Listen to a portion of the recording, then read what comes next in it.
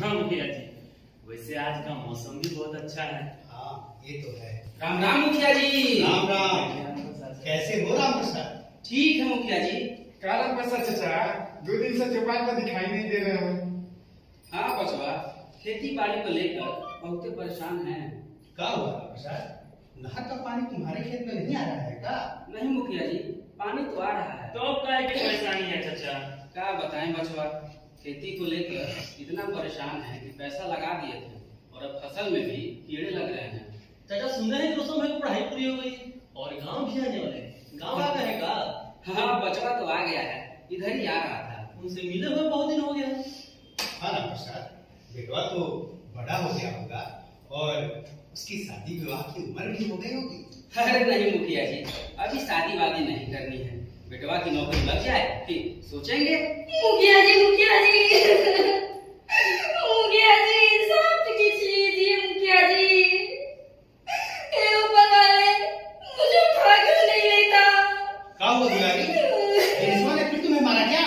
मुखिया जी, ये दिनेशवा काहे मारता है हम लोग तो जानते ही हैं, लेकिन दिनेशवा भी क्या करे बेचारा। हाँ, उसकी तो किस्मतें टूटी है। इंसाफ कीजिए मुखिया जी। अरे दुलारी, कुछ बताओगी तभी तो इंसाफ करेंगे मालिक। मुखिया जी, हमारे ब्याह के 5 साल हो गए। जब से सासू माँ ये दुनिया छोड़ के गई है, वो लोग हमको हर रोज बहुत मारते पीटते हैं। अरे भाई काम में समझाई पड़ती हूँ।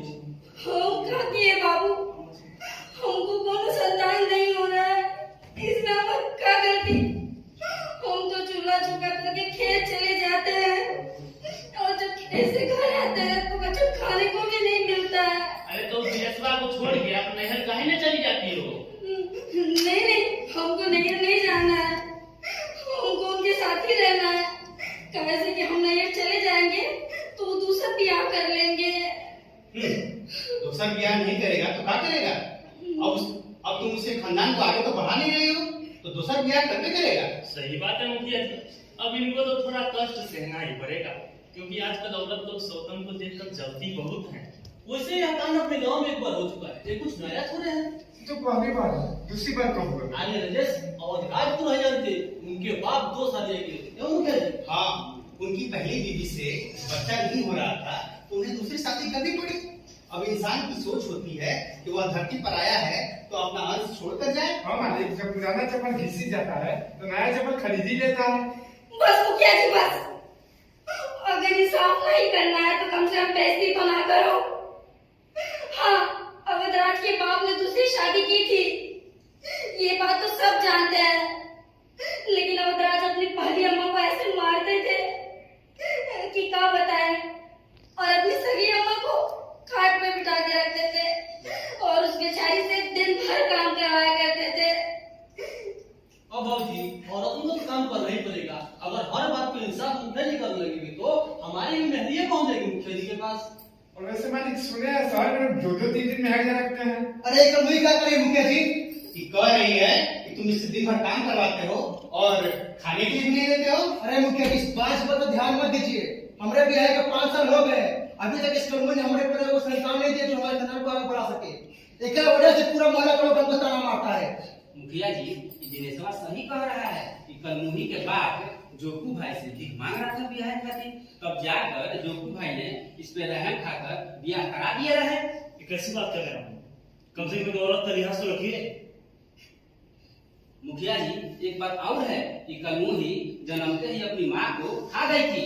हाँ, एक ब्याह के 6 महीना भी नहीं हुए थे और जोकू का माई मर गई और अब जोकू भाई भी बीमार रहते हैं। ये बाजी के वजह से जोकू चाचा एगो पोता के मुंह नहीं देख पा रहे हैं। मुखिया जी, हमको एक साथ नहीं रहना है। हम इसी तरह के इसको इस गांव से निकाल देना चाहिए। हाँ मुखिया जी, इस बाजी को इस गांव में नहीं रहना चाहिए। हाँ मालिक, इसको मुझे निकाल देना चाहिए इस गाँव से। हम मुखिया जी, सब लोग यही रहे तो गांव से निकाल देना चाहिए। मुखिया जी, इस कलमुही को गांव से निकाल के दिनेशवा की दूसरी ब्याह करा है देते ना हैं। जी? राम प्रसाद, समझा दो अपने बेटवा को कि पंचायत के मामले में बीच में ना बोले। शांत रहो। आप लोगों की यही राय है तो ठीक है। क्या ठीक है मुखिया जी? आप जैसी घटिया सोच रखने वाले लोग ही इस समाज में जैसे औरतों को खुलकर जीने नहीं देते हैं। रोशन, बस पिताजी, मैंने कभी नहीं सोचा था कि आपकी सोच इतनी घटिया होगी। एक औरत के बारे में इतनी घटिया सोच रखते हैं आप लोग। अगर इनसे कोई बच्चा नहीं हो रहा है तो इसका यह मतलब नहीं केवल इनमें कमी है, एक मर्द में भी कमी हो सकती है। लेकिन ये तो आप लोगों ने कभी सोचा नहीं। आज हमारा विज्ञान इतना आगे बढ़ चुका है, लेकिन आप लोगों की सोच वहीं वहीं है।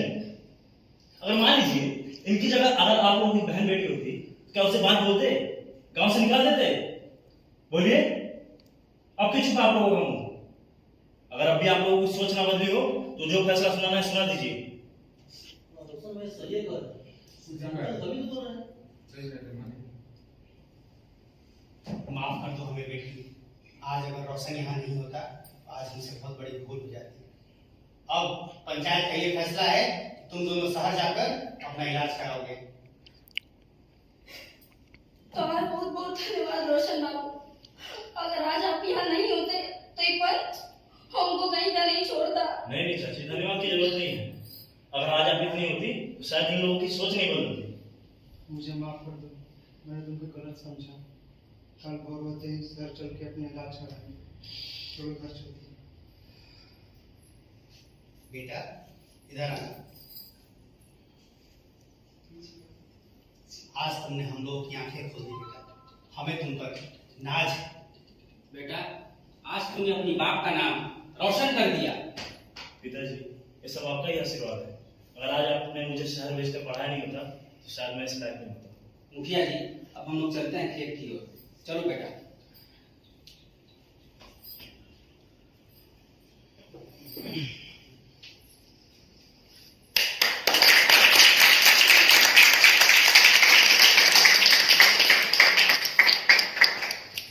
बढ़िया क्या सुनने को स्टोरी लिखे थे या कोई मारे थे कैसे? खुद लिखे थे? हाँ। अच्छी लिखे हो। तो सबने अच्छा परफॉर्मेंस किया, जूनियर थर्ड बैच के हिसाब से अच्छा करा ले गए हो।